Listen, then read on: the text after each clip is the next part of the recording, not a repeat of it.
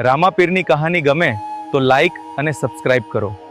તમારી અને તમારા પરિવારની બધી મનોકામના પૂરી થશે. જાણીશું કે લીલુડો ઘોડો શ્રી રામદેવજી પીરનું દિવ્ય વાહન કેવી રીતે બન્યો. એક દિવસ સોરઠ પ્રદેશમાંથી એક યુવાન દરબારગઢમાં એક સુંદર ઘોડાનું વછેરું લઈને આવ્યો. તેણે સૈનિકોને કહ્યું કે રાજાને બોલાવો, મારે તેમને એક અદ્ભુત ઘોડો બતાવવો છે. વાત સાંભળતા જ અજમલજી, વિરમદેવ અને રામદેવ પીર ત્રણે ત્યાં આવ્યા. યુવાને કહ્યું, મહારાજ, મારું નામ વજો છે અને હું આ ઉત્તમ જાતના વછેરાને બતાવવા આવ્યો છું. આપના પુત્ર રામદેવજીને યોગ્ય એવો આ અતિ ઉત્તમ અશ્વ છે, જેના જેવો ઘોડો જગતમાં ભાગ્યે જ જોવા મળે.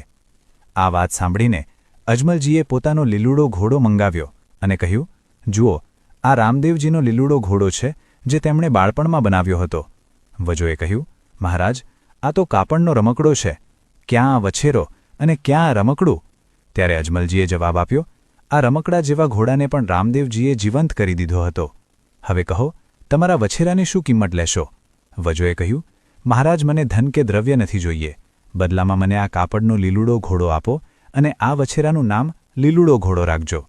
આ કપડાના ઘોડાને હું મારી પાસે લઈ જઈ તેની પૂજા કરીશ.